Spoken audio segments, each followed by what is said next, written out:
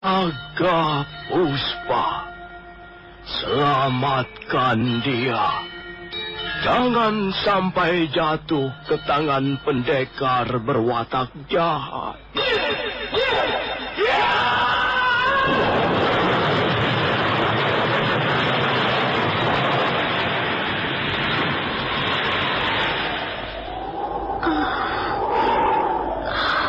Kakang Kamandanu, kau masih juga tidak percaya bahwa aku mencintaimu. Mesin, maafkan aku, Mesin. Mesin. Mesin!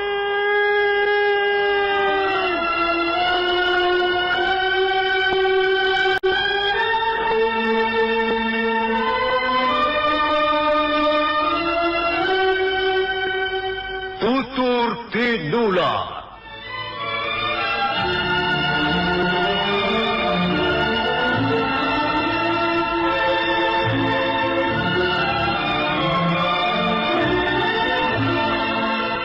Sebuah sandiwara radio serial, produksi Sanggar Cerita dan Teater Sanggar Prativi. Sebuah kisah dengan latar belakang sejarah runtuhnya Singasari dan berdirinya Kerajaan Majapahit.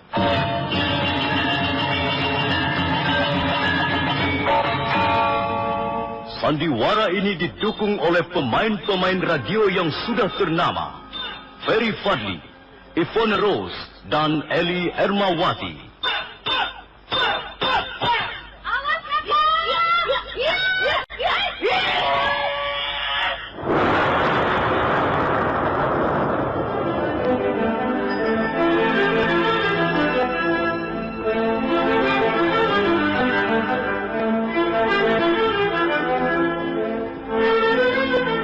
Cerita ini ditulis dan disusun oleh S. Tijab. Teknik dan montase dikerjakan oleh Rudi Tinangon dan Joko SP.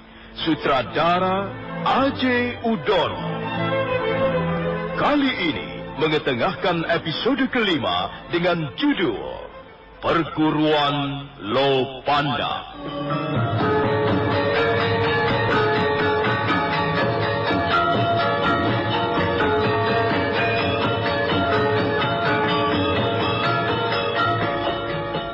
Dalam seri ke-129 ini, didukung oleh para pemain, Ferry Fadli sebagai Arya Kamandanu, M. Abud sebagai Arya Dwi Pangga, Lili Nur Indasari sebagai Nari Ratih, Rio sebagai Panji Ketawang, Nia Deviana sebagai Nyi Lemus, Lukman Tambose sebagai Empu Bajil, Refli Lubis sebagai Jaran Pangkal, Suryadin Tanjung sebagai Jaran Lejong, Margaret sebagai Dewi Sambi, dan Asdi Suhastra pembawa cerita.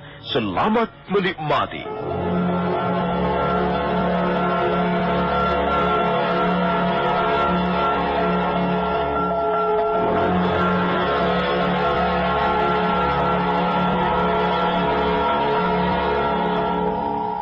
Desa Manguntur yang dikelilingi hutan dan bukit-bukit kecil masih terlelap dalam nina bobok sang Dewi Malam. Bulan yang hanya sepotong berenang timbul tenggelam dalam mega-mega hitam yang tipis. Arya Dwi Pangga menarik kembali langkahnya begitu seseorang lelaki muncul dari kabut yang dingin.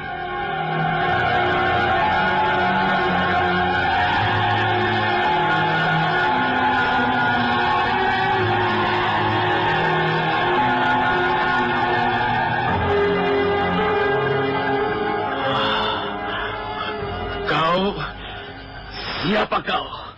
Apakah kau sudah begitu mabuk sehingga lupa siapa aku, Arya Dwi Pangga? Kabut ini menghalangi pandanganku.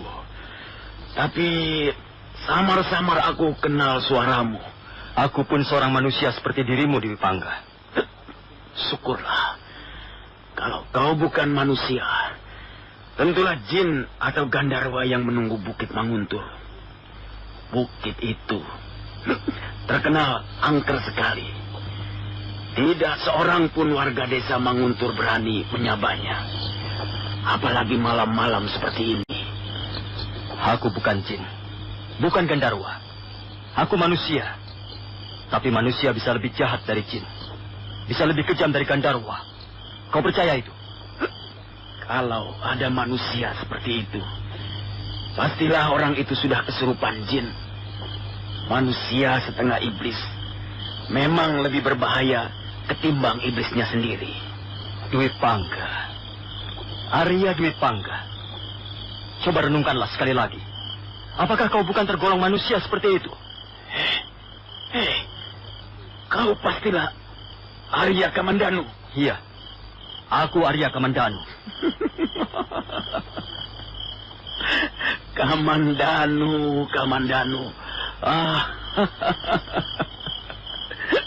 Menggelikan sekali. Kalau ku ingat nama adik kandungku itu. Ya, kau mau minum tuakku barang seteguk Kamandanu? Aku tidak senang mabuk. Paling tidak untuk sekarang ini. Baiklah.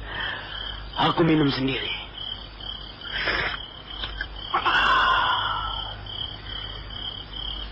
Tuak Pabayeman memang enak. Panasnya membakar pembuluh darahku. Biar serigala melolong 1000 kali sehari, kan ku minum tuak sepuas hati. Arya Dwi Pangga, hentikanlah syair-syairmu itu.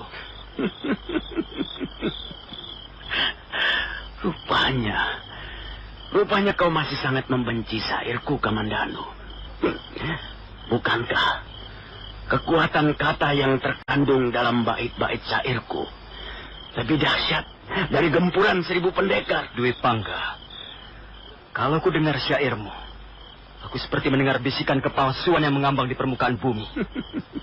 Kata-kata yang kau rangkai tak ubahnya seperti guntur tanpa hujan. Mungkin kau benar, Kamandanu.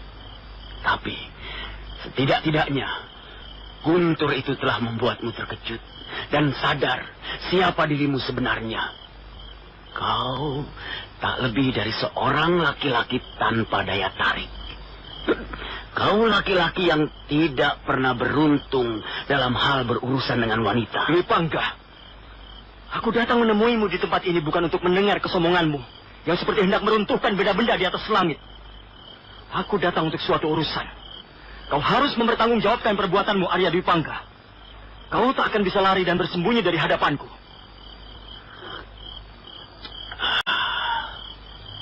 Aku tidak mempunyai waktu untuk melayanimu, Kamandanu.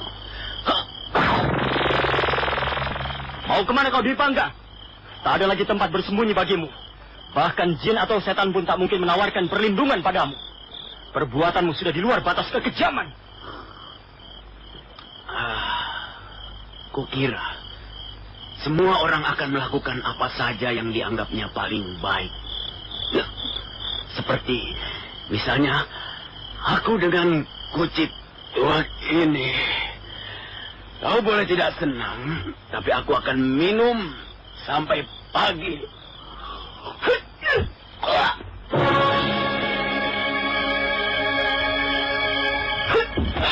Hei, apa yang kau lakukan? Kembalikan guci tuakku itu. Kau minum tuak untuk melarikan diri dari tanggung jawab. Kau mengganggu kesenanganku saja. Ayo, kembalikan, Kamandanu. Kembalikan guci tuakku itu. Ambillah. Kau pecahkan guci tuakku itu. Kau tidak tahu artinya itu, Kamandanu. Artinya sekarang kau harus menghadapi aku.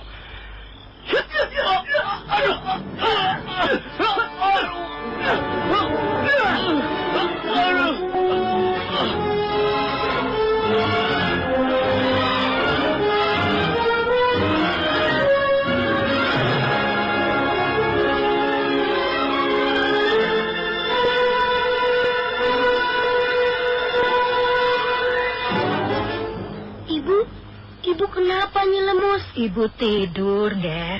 Ibu lelah. Sudah, jangan diganggu ya. Ayo, Angger Panji kembali ke kamar. Tidak, aku di sini saja. Aku mau tidur sama ibu. Alah, jangan. Di sini dingin. Angger tidur saja di dalam, ya. Yuk. Nyi Lemus antarkan. Tidak mau. Aku mau di sini saja. Ini masih malam, Ger. Aku tidak mau tidur di dalam. Aku mau tidur di sini sama ibu. Bu, ibu. Aduh, jangan diganggu, Ger. Kok ibu diam saja, Nyi Lemus? Ibu sakit ya? Sudahlah, sudah. Ibu pasti sakit. Biasanya kalau diam saja ibu sakit, Nyi Lemus. Ibu sakit apa? Nyi Lemus kan sudah bilang, ibu lelah. Ibu harus istirahat, bukan sakit. Bohong. Nyi Lemus bohong. Bu, ibu sakit kan? Ibu.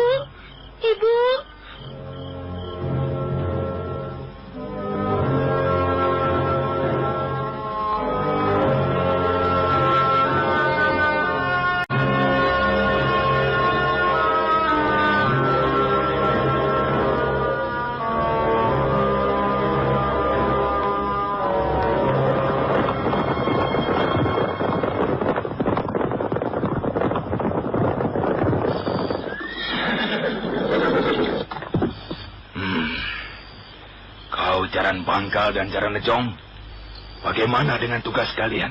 Ampun, Tuanku Bajel. Kami telah gagal melacak Sakawuni. Iya, betul Tuan. Gadis liar itu seperti sudah sangat hafal jalan-jalan di daerah ini. Kami kehilangan jejak, Tuan. Apakah hanya kegagalan yang bisa kalian laporkan? Maaf, Tuanku Putri Sambi. Ada yang akan kami laporkan. Rupanya pedang naga puspa milik pendekar asing itu sudah berpindah tangan. Jaran Bangkal, kau jangan memberikan laporan sesuka hatimu. Ampun, Tuanku Bajel. Memang demikianlah yang kami lihat. Berpindah tangan? Apa maksudmu? Maksud saya, pedang itu sudah menjadi milik seseorang. Siapa orang itu? Ampun, Tuan Bajel. Kami tidak tahu siapa orang itu. Kami tidak tahu namanya dan di mana rumah tinggalnya. Betul, Tuan. Bahkan kami tidak dapat mengenali dengan baik wajah orang itu. Karena keadaan gelap. Kami hanya bertempur dengan orang itu. Dan dalam pertempuran sengit itu, Gebuk Luyur dan beberapa orang prajurit terbunuh, Tuanku. Goblok! Mestinya kalian tahu siapa orang itu. Soal Gebuk Luyur terbunuh itu tidak menjadi masalah. Tapi bahwa kalian bertempur tanpa tahu siapa yang menjadi lawan kalian, itu sungguh-sungguh perbuatan goblok. Menurut pendapatmu, apa orang itu berasal dari daerah lain, Jarang Bangkal? Sepertinya tidak, Tuanku Dewi. Mungkin dia warga desa Kurawan juga. Memang, sayang sekali, kami tidak sempat menanyakan nama dan alamat rumahnya. Kami benar-benar menyesali keteledoran kami ini. Sudah. Kau telan sendiri saja rasa sesalmu itu. Aku tidak membutuhkannya. Ayo, sekarang kita harus mencari orang itu sampai ketemu. Hiya.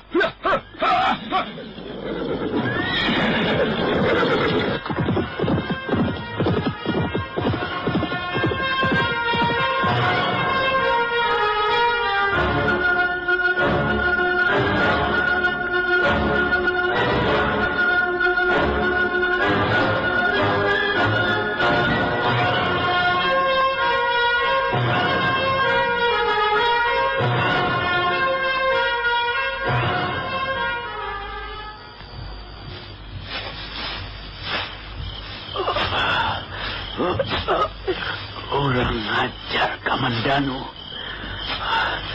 Dia memecahkan guci tuaku. Aku tidak bisa melewatkan malam sedingin ini tanpa tuak. Aku membutuhkan cairan panas itu untuk membakar urat-urat darahku.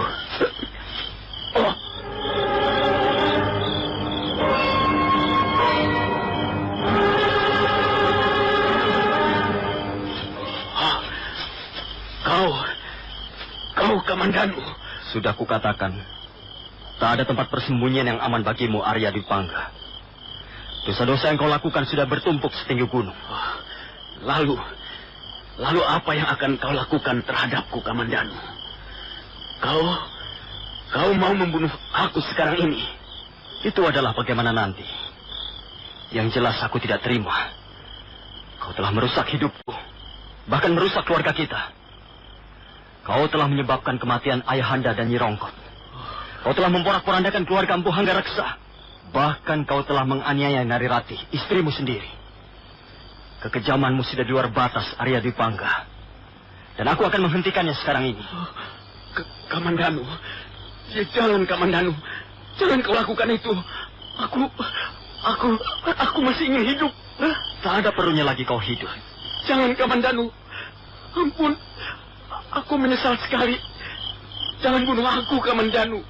Mengapa tiba-tiba kau ketakutan, Arya Dwi Pangga? Mengapa kau tidak menggemakan syair-syairmu untuk melawan aku? Ayo, bunyikan syairmu yang hebat dan perkasa itu. Kau pernah berkata bahwa bait syairmu sanggup menelan matahari.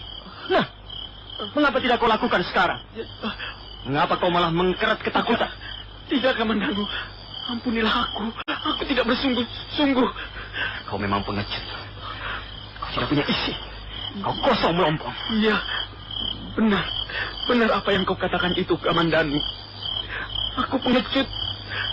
Aku seperti seekor tikus. Aku tidak punya isi apa-apa.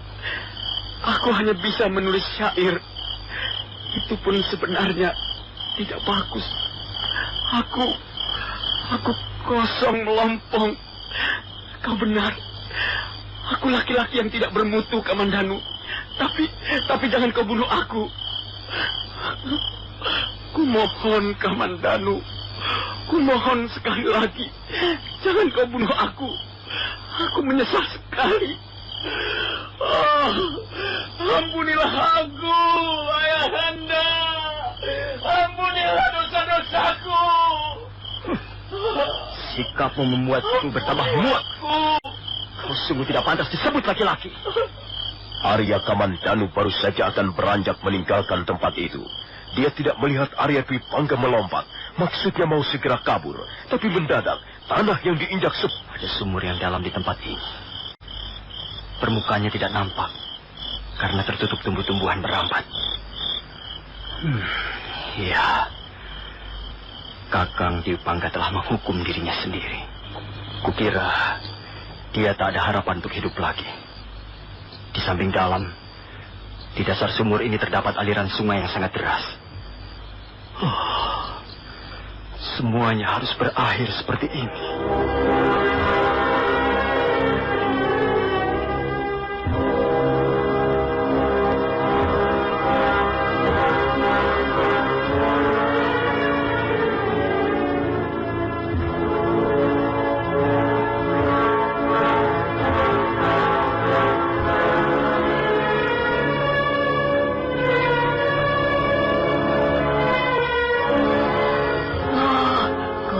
Kamandanu, syukurlah Gusti segera tiba kembali.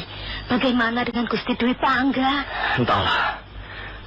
Aku tidak tahu bagaimana nasibnya. Oh, alah. Dia tercebur ke dalam sumur yang gelap sekali dan dalam. Oh, apakah Gusti sempat menemuinya? Aku hampir saja membunuhnya. Dia telah menghancurkan keluarga kami. Ayahanda terbunuh.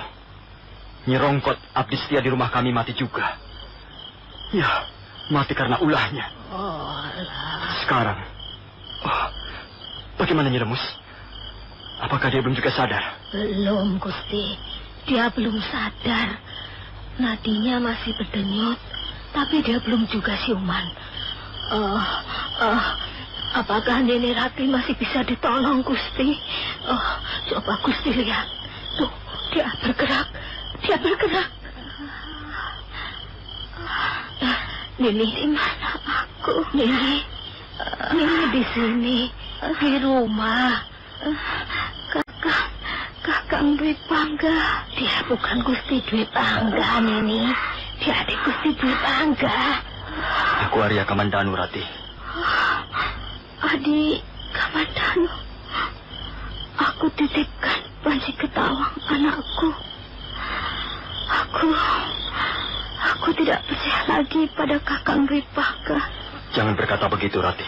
Kau pasti akan segera sembuh. Tidak, adik Kamandanu.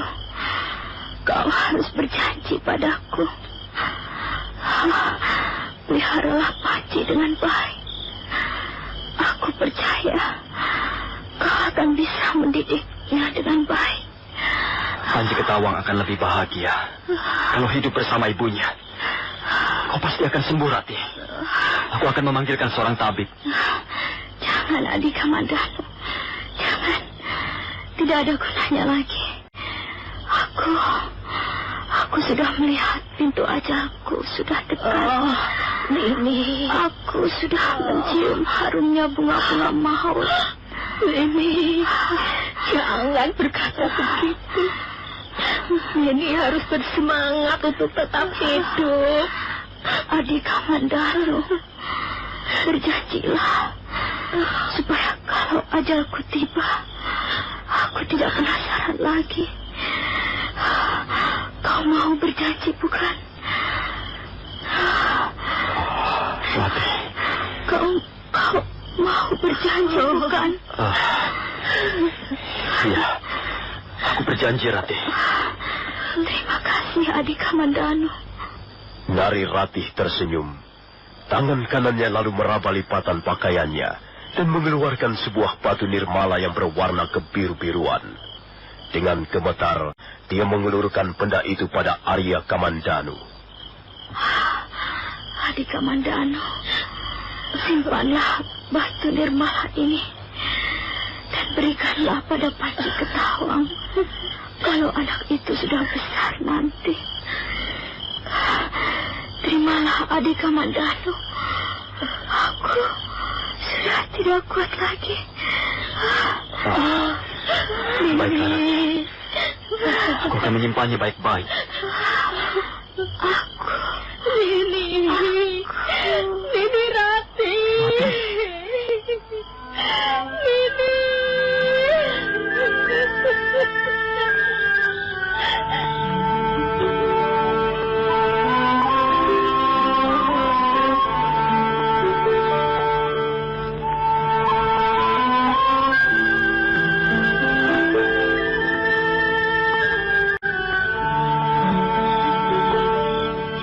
Di mana Panji Ketawang ini?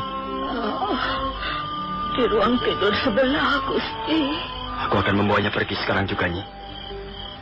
Aku tak bisa lama-lama diam di sini. Prajurit-prajurit Kediri pasti sedang mencari-cari aku. Baiklah, Gusti.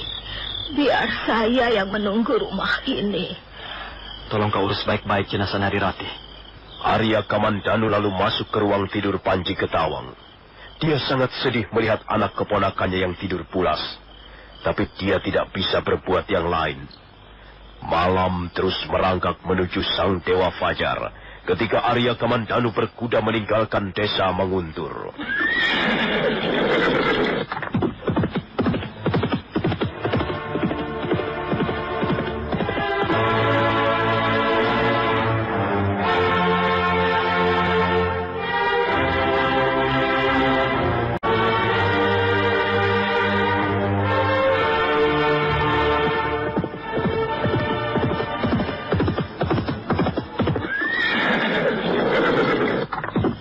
Kemana, Paman?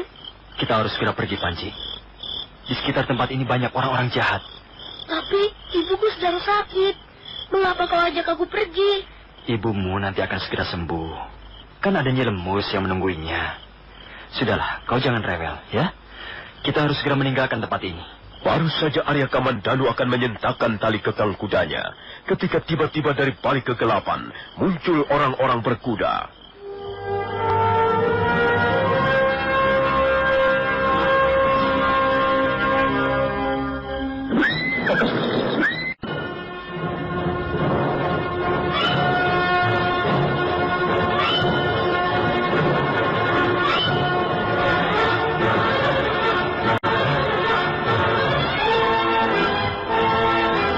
Orang-orang berkuda itu muncul mendadak dari balik semak belukar di tepi jalan. Jumlah mereka cukup banyak. Arya Kamandanu mengurungkan niatnya meneruskan perjalanan. Dia hanya diam menunggu sambil mendekap keponakannya, Panji Ketawang. Kami ingin tahu, kau siapa? Di mana rumahmu? Dan kemana tujuanmu malam-malam begini berkuda? Apakah aku sedang berhadapan dengan prajurit-prajurit Kediri? Ya, benar. Sebagian besar di antara kami adalah prajurit Kediri. Tuanku Bajil, kalau saya tidak keliru, Dialah orangnya. Saya masih bisa mengenali suaranya. Betul, Tuan Bajil. Dialah orang yang telah bertempur dengan kami sampai Kebo Keluyur terbunuh. Kalau begitu, kita beruntung sekali bisa menemuinya di sini. Benar, Tuan Bajil. Tuan Bajil tidak perlu menjelajah sampai ke pelosok-pelosok desa. Kau belum menjawab pertanyaanku. Siapa namamu? Apakah kau keberatan menyebut namamu? Kalau dia keberatan, kita bisa memaksanya, Tuan. Tidak perlu. Kalau memang dia keberatan, aku pun tidak apa-apa. Aku tidak peduli siapa dia, di mana rumahnya, dan kemana tujuan perjalanannya. Yang penting pedang itu. Kau, apa benar kau yang menyimpan pedang milik pelarian asing itu? Kalau benar kau mau apa? Dan kalau tidak kau juga mau apa? Kau jangan mulai dengan kata-kata yang tidak enak didengar telinga. Kami tidak bermaksud buruk padamu. Kakang Bajil hanya ingin mengetahui tentang pedang itu. Jawablah pertanyaan yang baik dengan sikap yang baik pula. Aku tidak yakin apakah kalian tidak bermaksud buruk padaku. Kalian tiba-tiba mencegat perjalananku. Semula kukira kalian malah gerombolan perampok. Kalau kami benar-benar perampok, kau pun tak akan bisa berbuat apa-apa. Kalau kalian perampok, dan kalian bermaksud untuk merampok aku tentu tidak akan tinggal diam. Dengan kata lain, kau akan melawan. Kukira tidak seorang pun senang dirampok. Persoalannya bukan senang atau tidak senang. Persoalannya adalah orang-orang yang merampok itu jauh lebih kuat daripada yang dirampok. Tapi sudahlah, kami bukanlah hendak merampokmu. Barangkali sekarang ini kau membawa sejumlah uang. Kami tak akan mengambil uangmu itu. Juga barang-barang berharga milikmu yang lain. Hanya ada satu benda yang menurut pendapatku sebaiknya kau berikan saja padaku. Kau ingin tahu benda apa itu? Mungkin aku bisa menerka apa yang kau inginkan. Tapi sebaiknya kau katakan saja. Aku takut salah terka. Pedang yang tergantung di pinggangmu.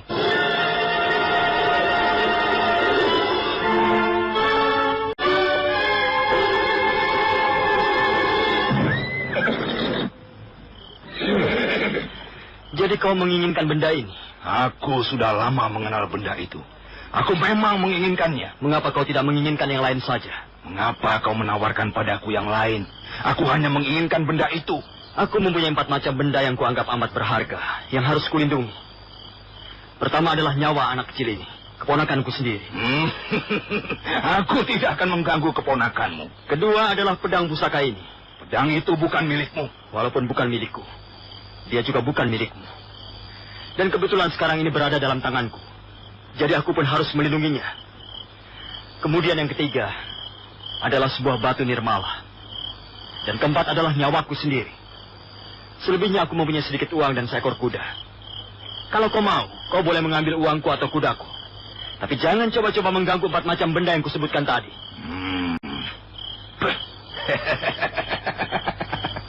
Kau seorang pemberani. Apa kau tidak tahu bahwa dengan menawarkan kuda dan uang berarti kau telah menghina aku? Kau tidak tahu siapa aku? Mungkin kau pimpinan rombongan. Tapi bagiku tidak menjadi soal. Jadi kau menolak memberikan pedang itu padaku. Pedang ini jauh lebih berharga dari nyawaku. Bukankah aku sudah mengatakannya? Kalau begitu, aku akan mendapatkan dua-duanya. Pertama nyawamu, dan selanjutnya pedang itu. Ayo, turun kalian. Tangkap orang itu. Tunggu. Aku masih memberimu kesempatan untuk berpikir sekali lagi. Pertimbangkanlah sekali lagi. Kuharap kau mau merubah keputusanmu yang tidak masuk akal itu. Aku tidak perlu berpikir lagi. Tidak perlu menimbang lagi. Aku akan mempertahankan apa yang menjadi hakku. Kau tidak perlu mengancam aku. Bagus. Mudah-mudahan keberanianmu bukanlah keberanian yang kosong. Ayo sergap dia. Ayo sergap dia.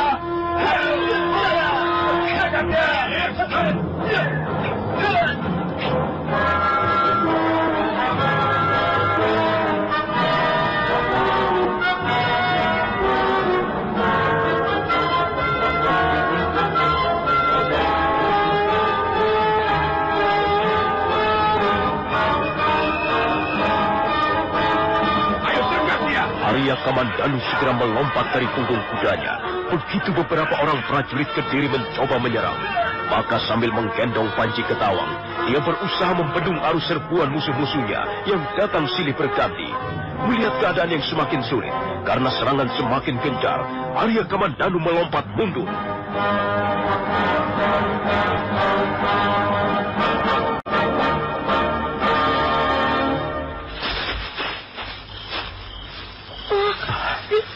Siapa mereka itu, Paman? Mereka orang-orang jahat. Aku takut, Paman. Mereka membawa pisau yang panjang-panjang. Jangan takut. Kau pegang kuat-kuat baju Paman. Kalau mereka berani mengganggumu, akan Paman pukul sampai kelengker. Kalau kau bodoh, kau tentu akan berusaha mengalahkan kami semua. Tapi bukankah orang bodoh selalu rugi? Kukira tak ada untungnya menyerah pada orang-orang semacam kalian.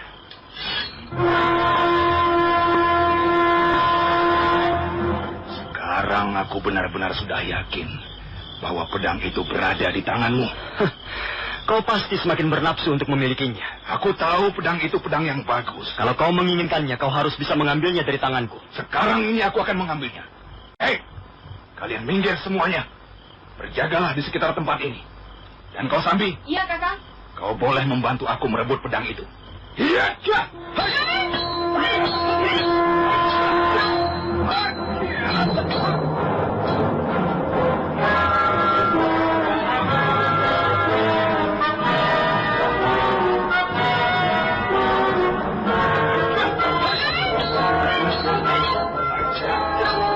Empu Bajil terus memburu dengan tongkat pencabut rohnya.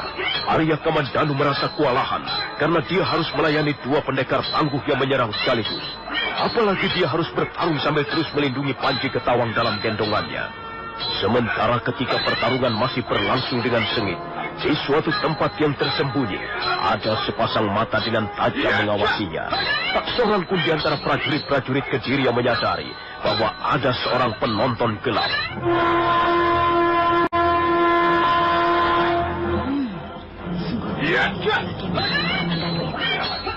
Sambil menggendong seorang bocah, dia nekat melawan pendekar-pendekar yang cukup tangguh. Tapi kukira dia tak akan bertahan dalam 5 jurus lagi. Nah, benar bukan? Sekarang Bu Bajil sudah bisa memojokkannya. Memang benar, keadaan Arya Kamandanu terjepit. Empu Bajil terus menghujaninya dengan serangan beruntun tak kenal ampun.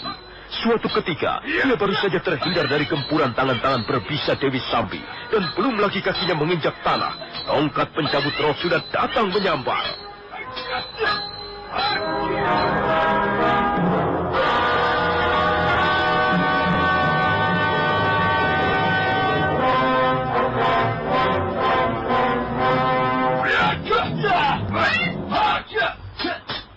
Kurang ajar. Ada orang yang mau ikut campur urusanku. Ayo, kalian mengapa pada melongo saja? Cepat sergap mereka.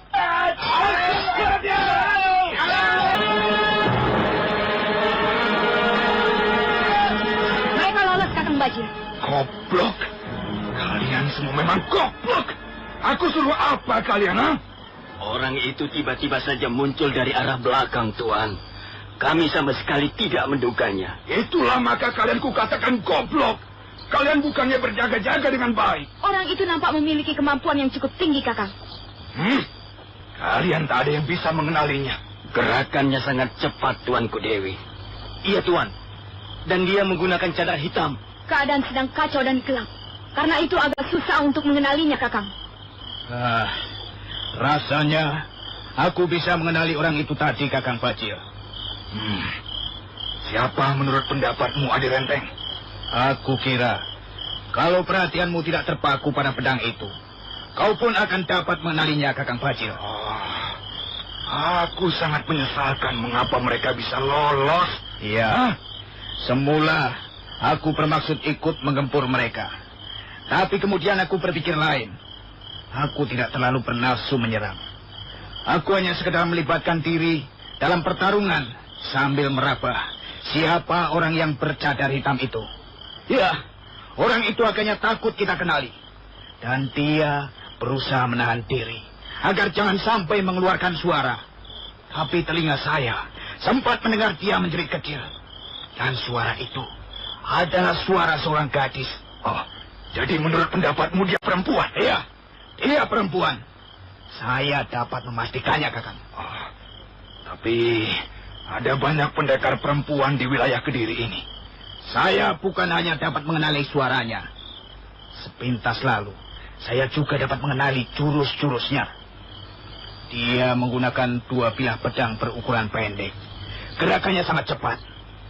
Aku kira perempuan itu tadi ada hubungannya dengan jurus-jurus lengan 1000. Kalau begitu dia Sakawuni. Iya, betul. Kukira dia Sakawuni, Kakang. Berdebah. Sudah sejak semula aku tidak pernah setuju dia bergabung dengan kita. Perempuan urakan, tidak tahu sopan, dan siapa tahu dia mata-mata. Mungkin saja begitu. Yang penting, kita harus tetap waspada. Kalau memang benar dia Sakawuni, maka dia harus menanggung akibat perbuatannya. Sial! Sudah. Ayo kita kejar mereka. Ya!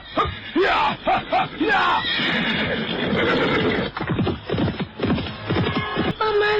Kalau tidak lari, kita bisa mati. Kau lihat sendiri tadi. Kita hampir saja kena pukulan tongkat orang cebol itu. Siapa orang cebol itu, Paman? Sepertinya orang itu galak sekali. Iya, dia galak dan kejam. Mereka semua galak dan kejam. Orang-orang jahat biasanya begitu. Galak dan kejam. Mereka tidak segan-segan memukul orang tak bersalah. Untung sekali ada orang menolong kita. Siapa orang itu, Paman? Entahlah. Paman belum tahu persis. Kau harus hati-hati kalau bicara. Jangan terlalu keras. Mereka masih terus mencari kita. Kalau begitu, kita pulang saja, Paman. Pulang kemana? Ke Manguntur. Di sana tidak ada orang jahat. Kau salah, Panji. Sekarang ini orang-orang seperti mereka berkeliaran di mana-mana. Orang-orang jahat gentayangan seperti setan kekurangan makan.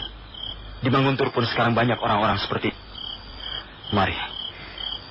Sekarang kita harus menemukan tempat yang aman untuk bersembunyi.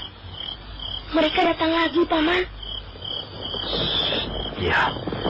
Tundukkan kepalamu. Di sini. Di balik semak belukar ini. Panji. Sekarang mari kita pergi. Kau lelah? Masih ngantuk ya? Aku takut, Paman. Aku takut bertemu mereka lagi. Kau tidak perlu takut. Paman akan melindungimu. Dan kau harus percaya. Selama kita tidak menjadi orang jahat, kita pasti akan selamat. Ayo, cepat. Kita lanjutkan perjalanan. Baru saja Arya Kamandanu dan Panji Ketawang mau beranjak meninggalkan semak belukar, mendadak muncul sesosok tubuh manusia. Bayangannya melayang ringan dan hinggap di atas rumput.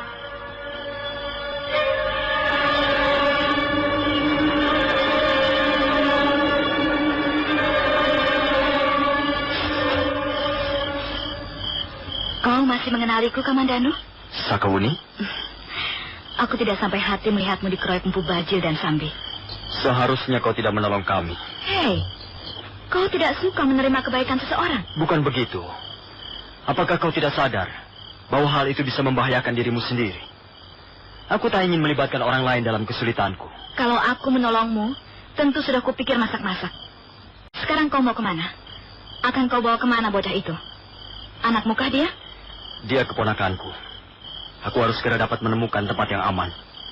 Orang-orang itu pasti akan terus mencari aku. Ya. Aku tahu tempat yang aman. Mari ikut aku.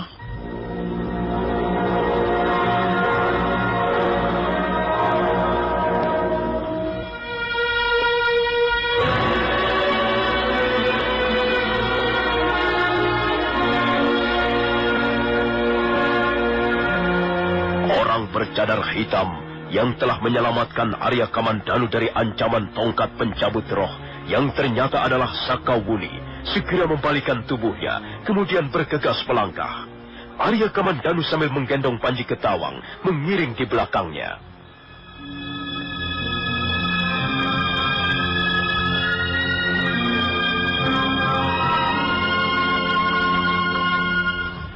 Mereka pasti tidak akan mengejar sampai kemari. Iya, mudah-mudahan saja begitu. Kau lihat, Kamandanu. Di balik pinggang Gunung Arjuno itu, terdapat sebuah lereng yang cukup terjal. Kukira tempat itu cukup aman. kau bisa membawa keponakanmu ke sana. Kabur ke dalam sebuah sumur yang dalam.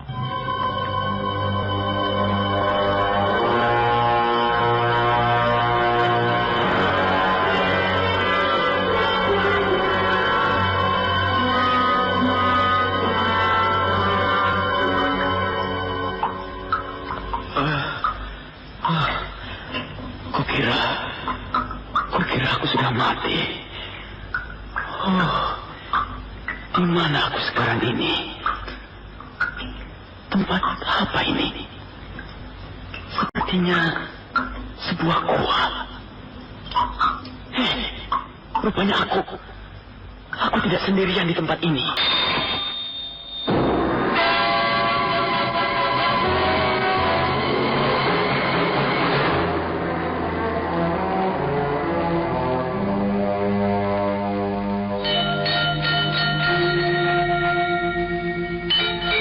Beri nama pedang ini Naga Puspa.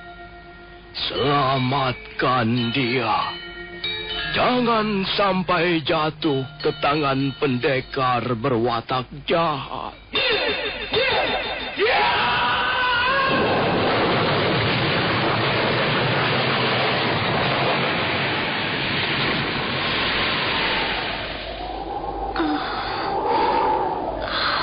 Kakang Kamandanu, kau masih juga tidak percaya bahwa aku mencintaimu. Mesin, maafkan aku, Mesin. Mesin, Mesin.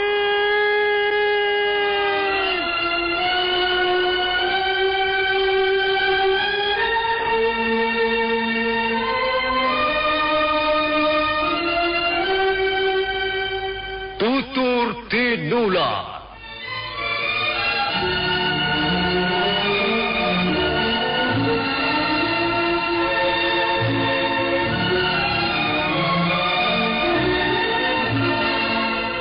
Sebuah sandiwara radio serial, produksi Sanggar Cerita dan Teater Sanggar Prativi. Sebuah kisah dengan latar belakang sejarah runtuhnya Singasari dan berdirinya Kerajaan Majapahit.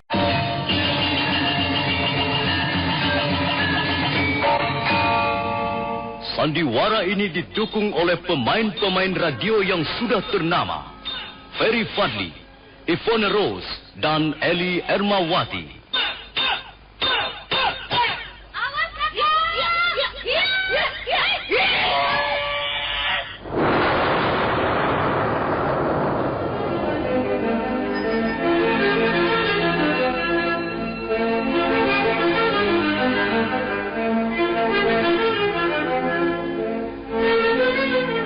Cerita ini ditulis dan disusun oleh S. Tijab. Teknik dan montase dikerjakan oleh Rudi Tinangon dan Joko SP. Sutradara A.J. Udoro. Kali ini mengetengahkan episode kelima dengan judul Perguruan Lopanda.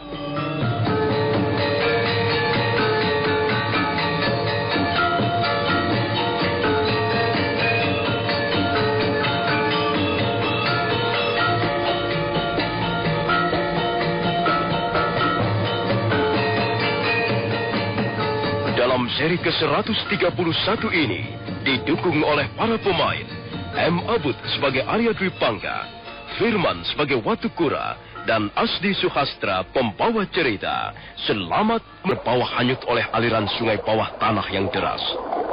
Dia sadar kembali dan mendapatkan dirinya terbaring dalam sebuah gua di tepi sungai kecil. Rupanya aku belum mati. Rupanya para dewa masih melindungi aku. Di mana aku sekarang ini? Punggungku sakit sekali. Aduh.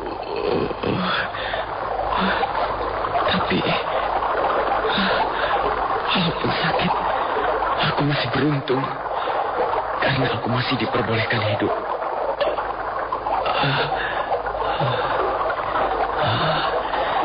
Tempat apakah ini?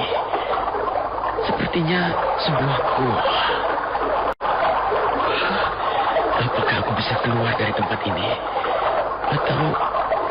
Atau aku akan terkurung di tempat ini untuk selamanya? Aku harus mencari jalan keluar.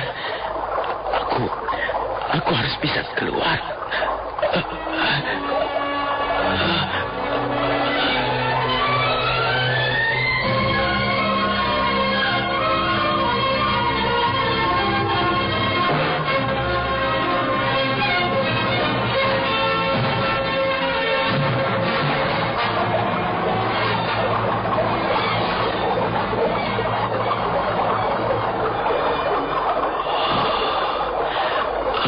Kuat lagi merangkak lebih jauh. Badanku sakit semua dan rasanya aku sudah tidak punya tenaga lagi.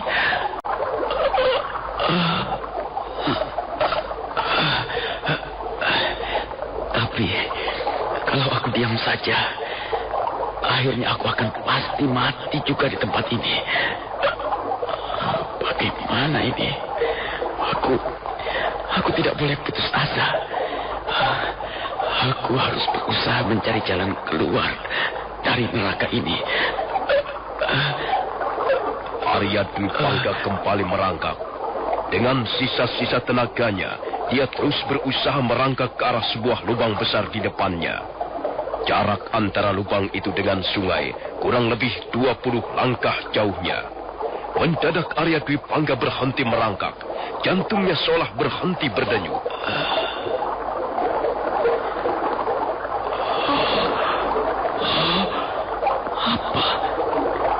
Apa benar yang kulihat ini? Rupanya aku tidak sendirian di tempat ini.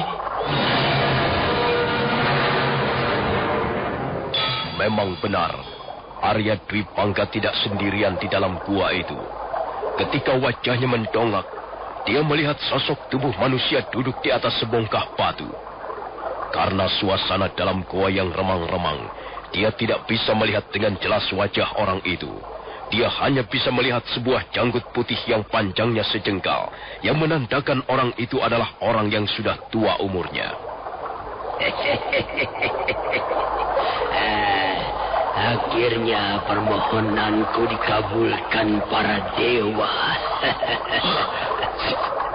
Siapakah Tuan?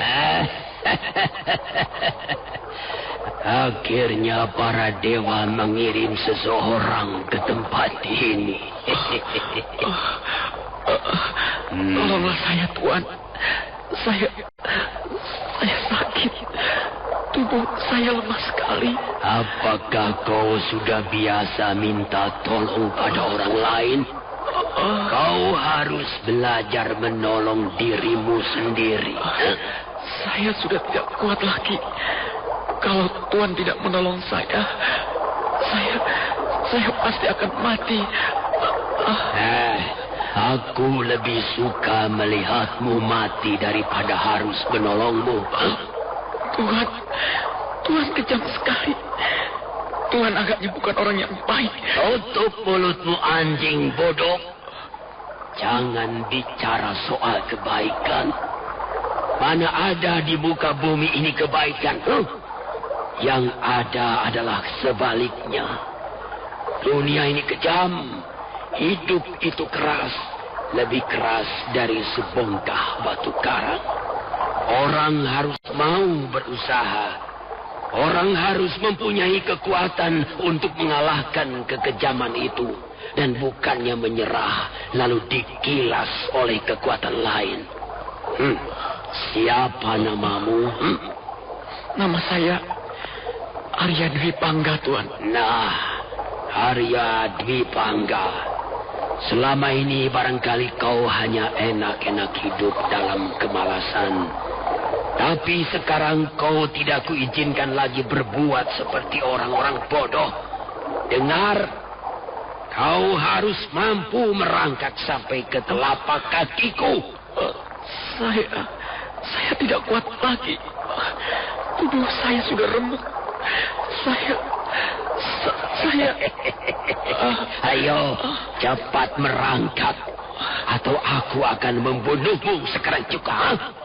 Kalau kau bisa mencapai telapak kakiku, nah, aku baru mau menolongmu. Luka-lukamu akan kuobati, dan kau akan kuberi makanan. Mengapa kau masih belum juga mengerjakan perintahku? Arya Dwi Pangga. Kasihanilah saya, Tuan. Saya tidak kuat lagi. Nafas saya hampir putus. Arya Dwi Pangga, lihat. Tonggak bambu wulung di tanganku ini akan bekerja dengan baik. Jika tonggak ini kulemparkan padamu, maka jangan harap kau masih sanggup bernapas lagi, walaupun hanya satu sedotan. Ayo, kerjakan perintahku, cepat. Baik, Tuan. Baik.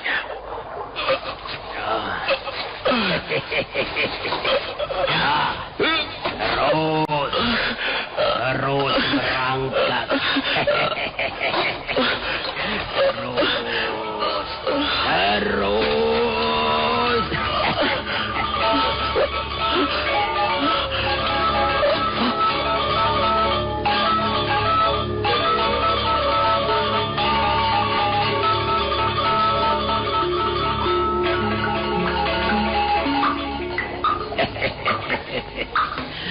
Bagaimana rasanya sekarang?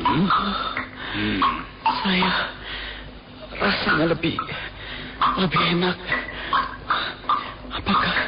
Apakah Tuan mengobati luka-luka saya? Kalau tidak kuobati, kau sudah mampus dari kemarin. Lukamu ternyata cukup parah. Mengapa Tuan mengobati saya? Bukankah aku sudah berjanji, kalau kau dapat merangkak mencapai telapak kakiku, maka aku akan mengobatimu. Kalau begitu, terima kasih atas pertolongan Tuan. Kalau saya boleh tahu siapakah Tuan ini, dan mengapa Tuan berada di tempat seperti ini? Belum saatnya kau tahu siapa aku. Nanti, pada kesempatan yang lebih baik, kau pasti akan tahu. Sekarang kau butuh makanan. Itu sudah kusiapkan di atas batu hitam yang ada di pojok itu. Makanlah, supaya tenagamu segera pulih kembali. Baik, Tuan. Arya Dwi Pangga segera menggeser tubuhnya ke arah batu hitam. Dengan gemetar, tangannya meraih sebuah batok atau tempurung kelapa yang terletak di atas batu hitam yang bentuknya menyerupai meja. Mendadak dia terkejut dan buru-buru meletakkan batok. Bau tak sedap segera menyengat hidungnya. Kenapa kau letakkan kembali makananmu? Tidak, Tuan. Saya tidak usah makan. Kenapa? Maaf, Tuan. Apakah yang ada di dalam batok ini makanan saya? Ya, kenapa kau tidak suka? Saya tidak bisa memakannya, Tuan. Lagi-lagi kau menjadi manusia goblok. Manusia lemah dan tidak bisa berpikir sehat. Tapi, Tuan, kau akan segera mampus kalau tidak mau mengisi perutmu. Tapi saya tidak pernah makan cacing gelang. Saya tidak biasa makan makanan seperti itu, Tuan. Kau sudah menjadi orang goblok. Dan sekarang kau berani menghina aku. Kau pikir kau bisa mendapatkan makanan seperti di rumahmu sana? Lihat. Tempat ini tertutup rapat oleh dinding-dinding batu. Kau tidak mungkin bisa keluar. Hanya ada sebuah lubang sebesar buah semangka di atas sana. Tapi kau apa bisa memanjat tebing ini dan keluar dari lubang itu? Kau tahu, sudah hampir 3 tahun aku tinggal di tempat ini. dan aku bisa tetap hidup hanya dengan memakan cacing gelang atau lumut-lumutan. Tapi Tuan, saya benar-benar tidak bisa memakannya. Sungguh Tuan, saya tidak bisa. Saya tidak bisa.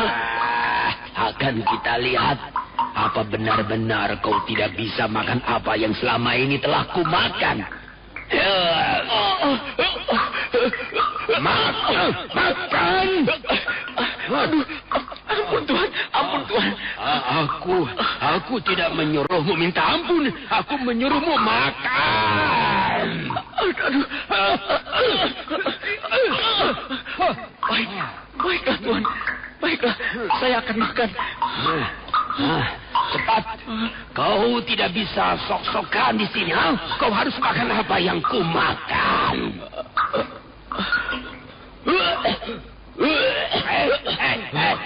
Kau jangan kurang ajar. Ayo. Kau telan makanan itu, atau kau memilih mampus dengan gebukan-gebukan kau. Ada pilihan lain, karena tak tahan mendapat gebukan orang tua itu. Akhirnya Arya Dwi Pangga terpaksa menelan makanan dalam batok itu. Rasa amis menyengat hidungnya, kepalanya seketika menjadi pusing, dan perutnya mual seperti diaduk-aduk. Bagus. Ayo cepat habiskan jatah makananmu hari ini. Bagus.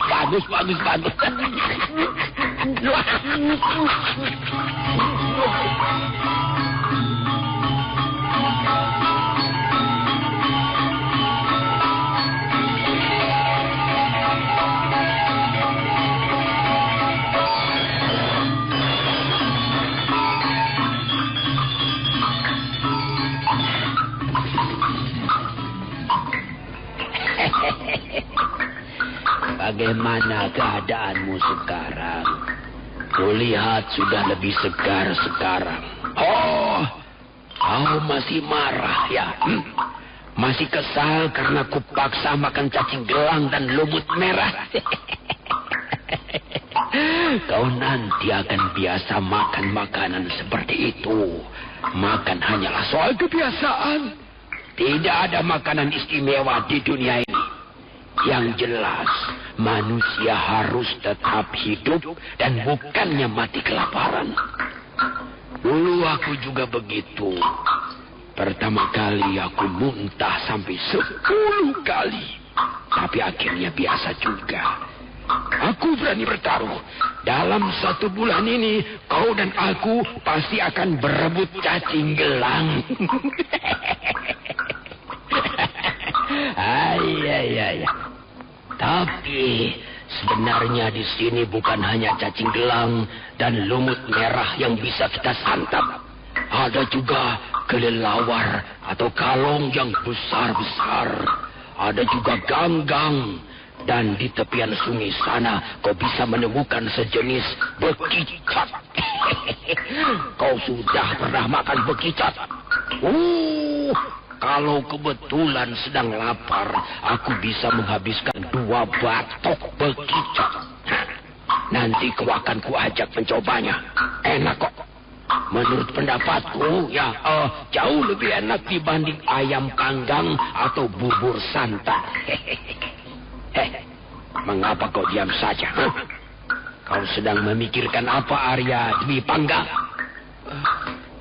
Tidak. Saya tidak memikirkan apa-apa. Kau sudah banyak bercerita tentang dirimu. Kau mengatakan bahwa kau mempunyai kegemaran menulis syair. Iya. Saya menulis syair sejak masih berumur 12 tahun. Saya juga menyukai syair ya. Nanti kita akan melihat syair siapa yang lebih bagus. Coba. Sekarang aku ingin mendengar bait-bait syairmu. Tapi Tuan, tubuh saya masih belum kuat benar.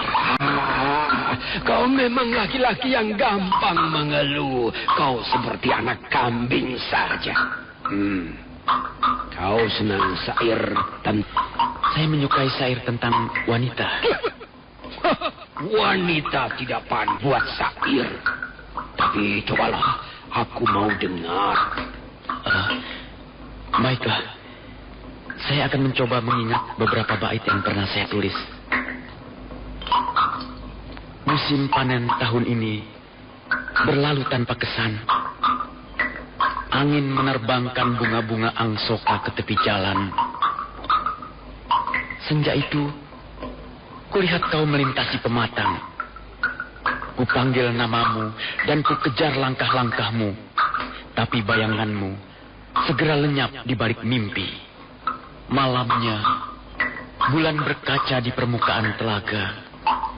Dan ku tidur di atas ranjangku yang dingin, tanpa siapa-siapa. Bagaimana pendapat Tuan tentang bait-bait syairku ini?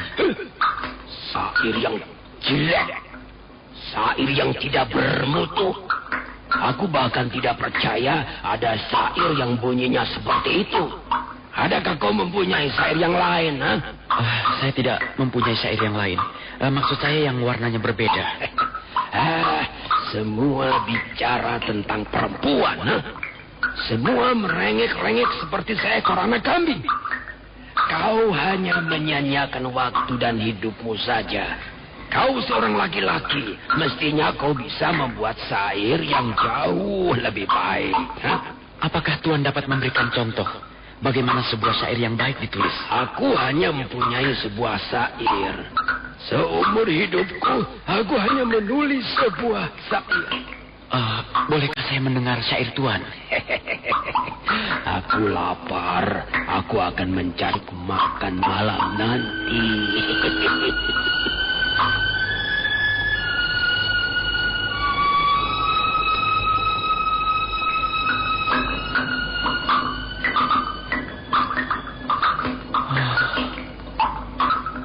Siapa orang tua itu? Aneh sekali perangainya. Siapapun dia, aku tidak senang padanya. Dia telah memukul aku dengan tongkat bambunya untuk memaksaku makan cacing, makan bungut. Kurang ajar.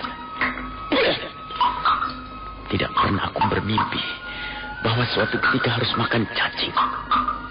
Rasanya derajatku turun menjadi rendah seperti seekor babi. Dan nanti malam dia pasti akan memaksaku makan kalong atau barangkali seekor ular. Aku harus mencari jalan keluar. Aku bisa mati karena jijik kalau masih tinggal bersama si tua yang gemblong itu.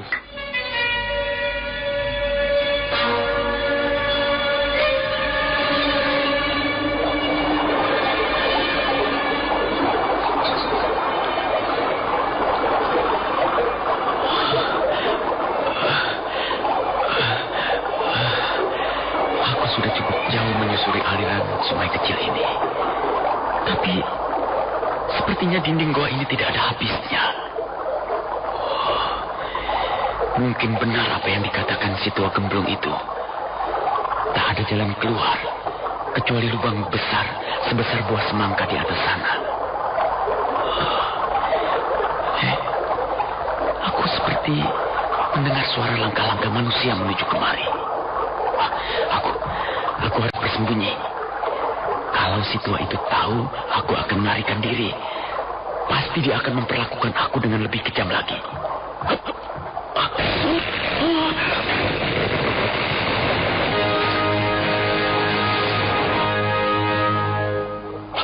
Hei! Apa yang kau lakukan di situ, Dinding gua ini sudah keropos dimakan rembesan air. Sudah kukatakan, tidak ada gunanya mencoba melarikan diri. Kalau kau bisa berpikir sehat, kau pasti akan menuruti kata-kataku. Ayo, kita kembali. Lihat, aku membawa 20 ekor kalong dan seekor biawak yang cukup gemuk. Pokoknya malam nanti kita kenyang makan. Ayo, bukankah badanmu sudah kuat lagi sekarang,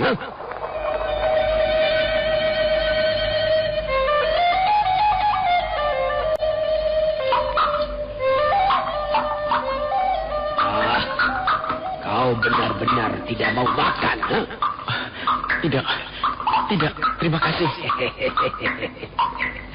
Aku tidak perlu memaksamu lagi untuk makan. Kau nanti akan bisa memilih sendiri.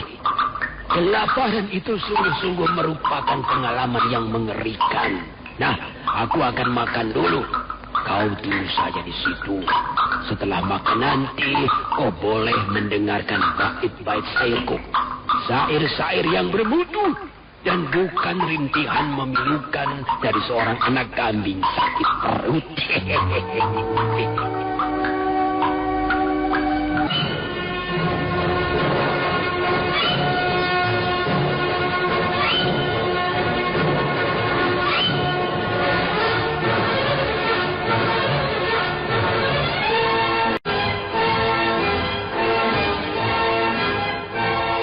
Orang tua aneh itu dengan lahapnya menelan potongan daging kalong, seperti menelan butiran-butiran kacang tanah. Darah binatang bersayap itu mengotori bibir dan jenggotnya yang putih. Perut Arya Dwi Pangga menjadi mual, tapi dia tidak bisa berbuat apa-apa. Wajahnya hanya bisa menunduk. Mengapa kau hanya melirik saja? Kau tidak ingin makan daging kalong yang lezat ini? Tidak, Tuan. Saya belum begitu lapar. Dasar orang bodoh. Tapi salahmu sendiri. Aku ingin melihat berapa lama perutmu kuat dikosongkan. Sehari, 2 hari, atau 1 minggu. Dwi Pangga. Aku tahu manusia macam kamu itu suka memilih. Tidak mampu menghadapi kenyataan dalam hidup yang serba keras. Tapi di sini, di tempat ini, kau nanti akan belajar banyak. Kau nanti akan tahu artinya makan. Selama ini mungkin kau tidak pernah makan. Kau hanya memasukkan daging ayam bakar, atau kambing bakar, atau butir-butir jagung, atau makanan lain yang kau anggap enak, yang kau sukai ke dalam mulutmu setiap hari. Tapi apa? Kotoran yang kau buang ke kakus. Tidak lebih dari itu. Kau tidak mampu berkembang apa-apa dengan semua jenis makanan itu. Kau tidak menjadi lebih dewasa. Kau tidak menjadi lebih matang. Kau tetap menjadi seekor anak kambing yang suka merengek, suka mengembek. Tapi coba lihatlah aku. Walaupun hanya menelan daging kalong, cacing gelang, atau lumut merah setiap hari, tubuhku tetap kuat. Semangatku tetap tegar. Paling tidak, aku belum mampus semenjak terperangkap di dalam gua ini 3 tahun yang lalu. Apa itu tidak cukup hebat? Dwi Pangga.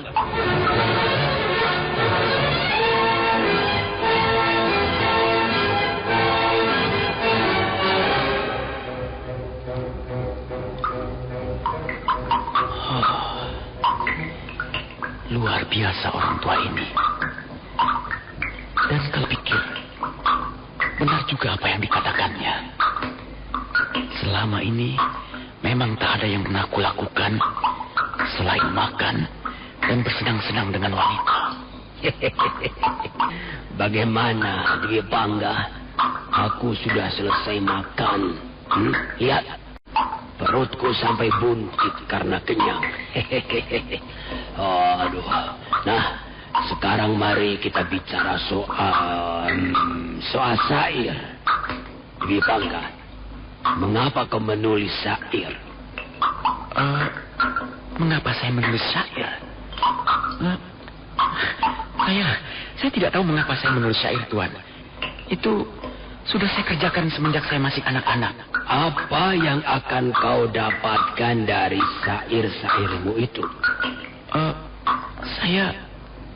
Baiklah, aku akan membantumu untuk menjawabnya. Dengar baik-baik ya. Kau tidak akan pernah mendapatkan apa-apa dengan syair-syair seperti itu. Kau hanya akan mendapatkan kepuasan-kepuasan semu. Selebihnya adalah kosong melompong. Syair-syair seperti itu yang memuja wanita, Yang memuja bunga-bunga atau keindahan alam tidak patut ditulis seorang laki-laki sejati. Maaf Tuan, apakah ada jenis syair yang lain? Ada. Syair tentang apa? Tentang kekuatan. Oh, baru kali ini saya mendengar Tuan. Syair seperti ini jarang dibuat orang. Biasanya orang suka membuat syair seperti yang kau buat itu. Syair tentang cinta, syair tentang kelembutan, syair tentang keindahan. Dan biasanya si pembuat syair adalah tukang-tukang mimpi.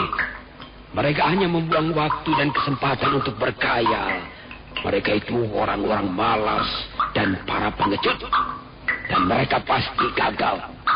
Dunia yang serba keras ini tidak bisa ditaklukkan oleh syair-syair yang lembut. Kau percaya? Kau bahkan tidak akan mampu berbuat apa-apa dengan syairmu. Sekalipun istrimu dicopet orang di depan hidungmu. Iya, saya kira perkataan Tuan benar. Syair-syair seperti itu memang tidak mampu berbuat banyak. Pada akhirnya, dia akan hilang bersama angin lalu. Dan tak lagi orang-orang menggubrisnya. Karena itu kau harus segera melupakan syair-syairmu itu. Dan mulailah belajar dengan syair-syair yang baru. Yang penuh semangat. Yang berkobar-kobar bagaikan letusan gunung berapi. Apa kau ingin mendengarnya, Dwi Pangga? Ya Tuan, saya sangat ingin mendengarnya. Baik, dengarkan.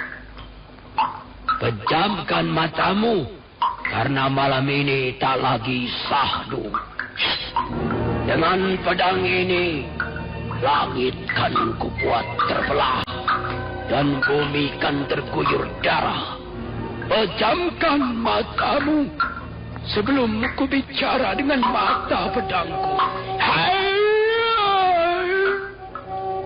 Seekor burung elang menyambar bangkai. Batara kala ngelanglang jagat. Serahkan jantungmu padaku. Kan ku pakai menyekap mata pedangku yang berdebu. Ya, datanglah. Datang dan masuk dalam pelukan maut.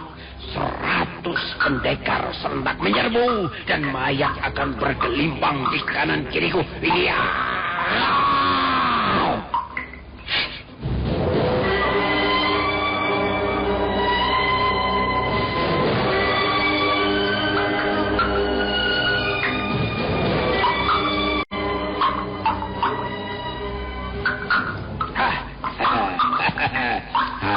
Bagaimana menurut pendapatmu bunyi syairku tadi, Arya Dwi Pangga?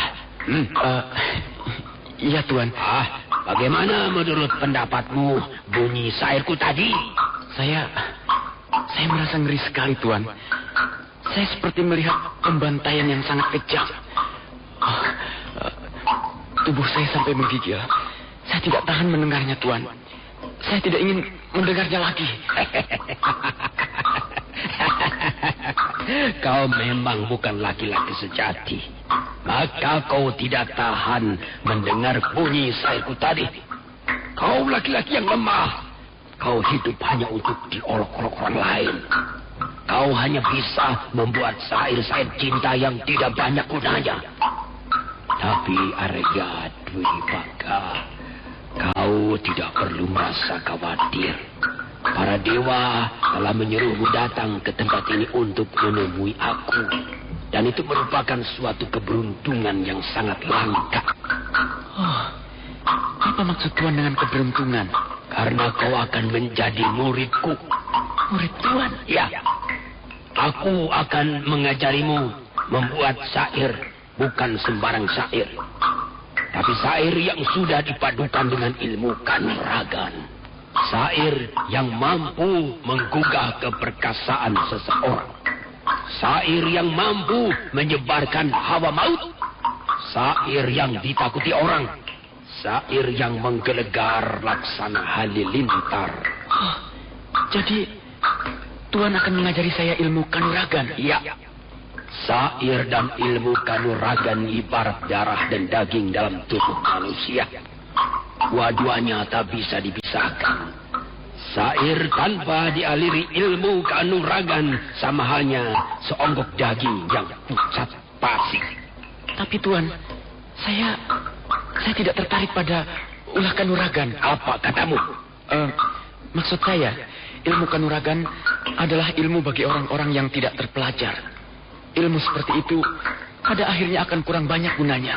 Dwi Pangga, kau rupanya tidak pernah mempelajari tokoh-tokoh sejarah. Kenarok dapat meremas hancur Tunggul Ametung dan mengobrak-abrik negeri Tumapel. Kenapa? Dia memang anak desa, tapi dia seekor macan buas dari Tungkur. Kekuatannya sangat dahsyat dan kesaktiannya hampir menyerupai kesaktian Batara Brahma. Maaf Tuan, bukannya saya meremehkan ilmu kanuragan, tapi saya merasa Arya Dwi Pangga, kalau kau masih meragukan peranan ilmu kanuragan dalam tata kehidupan manusia, nah, aku bisa membuktikannya. Aku dapat mencabut nyawamu dari tempatku berdiri sekarang ini tanpa harus bergeser sedikit pun. Dan itu hanya bisa kulakukan jika aku memiliki ilmu kanuragan. Tapi Tuan, saya merasa tidak berbakat mempelajari ilmu kanuragan. Kamu bisa tahu tidak berbakat? Hah? Kau hanya malas. Usiamu masih cukup muda, tulang-tulangmu bagus, keadaan tubuhmu juga bagus. Tapi Tuan... Cukup. Kau tidak perlu bicara lagi. Kau terlalu cerewet. Dan aku tahu cara yang baik untuk memperoleh apa yang kuinginkan. Kau lihat tonggak bambu bulung ini. Jangan Tuan, jangan.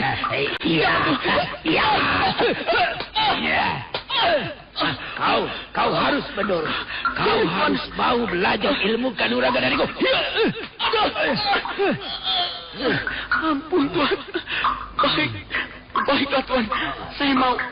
Saya mau belajar ilmu kanuragan dari Tuhan. Kau pembohong. Ampun Tuhan. Sungguh saya tidak bohong. Saya mau belajar ilmu kanuragan dari Tuhan. Aduh, ampun Tuhan.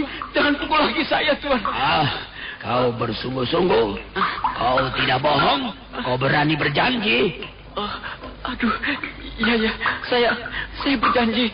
Saya akan mentaati apa kata Tuhan. Pengecut. Mulai sekarang kau jangan panggil aku dengan Tuan lagi. Panggillah aku dengan sebutan Guru. Baik, Guru.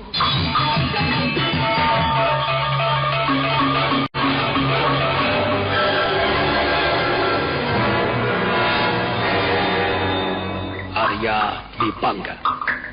Ya, Guru. Sekarang kau tidak perlu ragu-ragu lagi. Kau harus mantap berguru padaku. Dan memang akulah guru yang paling tepat untuk kejengan atau model manusia macam dirimu. Saya akan berusaha melaksanakan segala perintah guru sebaik-baiknya. Bagus, Dwi Pangga. Akulah nanti yang akan merombak dirimu. Kau harus kujadikan lempung atau tanah liat lagi. Kemudian kucetak menjadi Arya Dwi Pangga yang baru. Arya Dwi Pangga yang perkasa, yang namanya akan menggetarkan dunia kependekaran. Arya Dwi Pangga yang lama, yang gemar bermain sair-sair cengeng, akan segera lenyap dari permukaan bumi. Guru, bolehkah saya menanyakan sesuatu? Apa yang ingin kau ketahui? Sampai saat ini, saya belum mengenal siapa nama Guru. Kau ingin tahu? Benar-benar ingin tahu siapa aku? Kalau Guru tidak keberatan. Baik, mari ikut aku.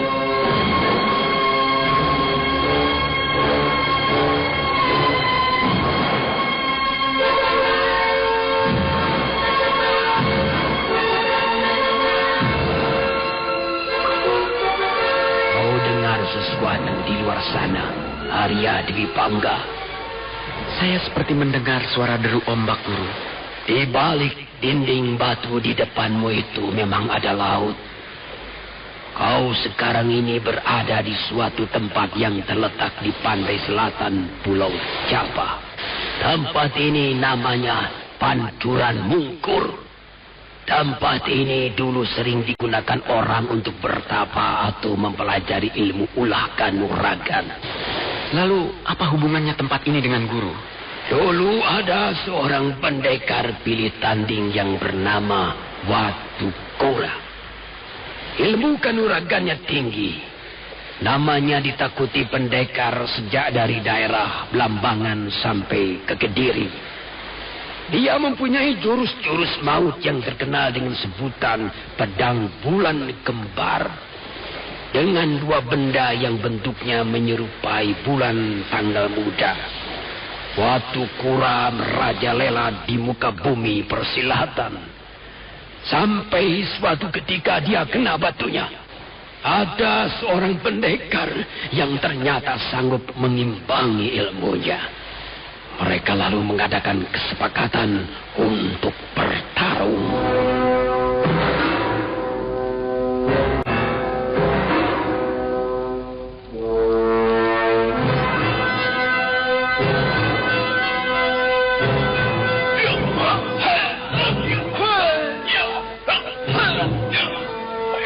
Pertarungan dua pendekar berlangsung sangat seru. Dengan disaksikan dari ombak pantai laut selatan, mereka mengadu ilmu. Setelah 200 jurus lebih, nampak Watu Kura mulai keteter. Dan pada akhirnya, dia terpaksa mengakui keunggulan lawannya. Dia melarikan diri masuk ke sebuah gua. Pendekar yang menjadi lawannya itu tidak mengejar, tapi mendadak terdengar sebuah pukulan dahsyat yang kemudian disusul.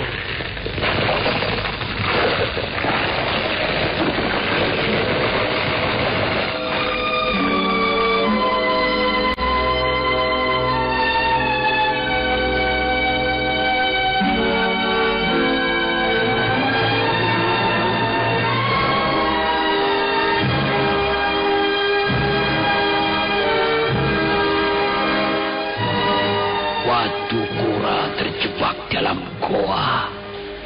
Pintu goa sudah tertutup rapat oleh sebuah batu sebesar rumah kepala desa. Dinding batu yang ada di depanmu itulah yang kumaksudkan. Oh, jadi guru... Iya, akulah Watu Kura. Lalu, siapakah pendekar yang telah mengalahkan guru itu? Aku tidak tahu namanya. Semula aku sangat kesal. Aku marah. Aku benci mengapa bisa dikalahkan oleh orang lain. Tapi kemudian aku menjadi sadar bahwa ilmu kanuragan yang kumiliki ternyata belum cukup tinggi. Buktinya masih bisa dikalahkan. Mulai sejak itu aku lalu meracik sebuah ilmu pukulan yang baru. Ilmu ini kunamakan jurus Kidung Pamungkas. Tapi sayang sekali. Tapi kenapa, guru? Agaknya aku tidak bakal mampu menguasai ilmu itu dengan sempurna. Mengapa? Karena pengaruh usia tua. Ilmu itu membutuhkan latihan-latihan yang sangat keras. Dan hal itu tidak mungkin bisa kulakukan karena usiaku yang sudah lanjut.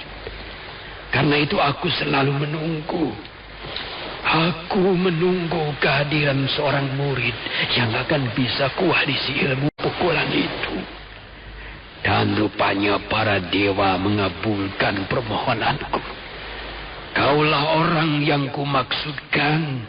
Kaulah murid kepada siapa akan kuajarkan ilmu pukulan Kidung Pamungkas. Apakah saya pantas menerimanya, guru? Saya orang lemah.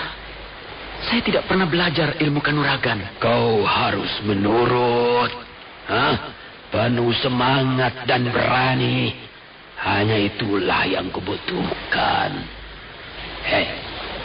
Kau lihat dinding batu itu, Arya Dwi Pangga.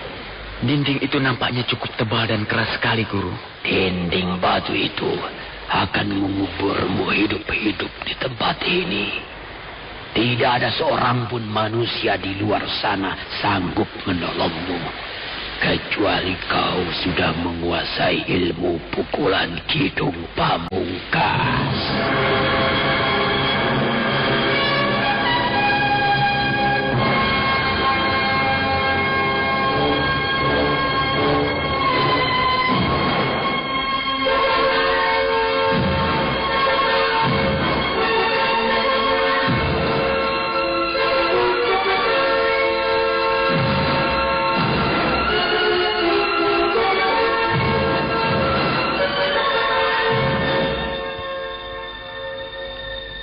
Arya Dwi Pangga dengan penuh perhatian mendengarkan apa yang dikatakan orang tua aneh itu, yang sekarang sudah menjadi gurunya, yang kemudian diketahui bernama Watu Kura.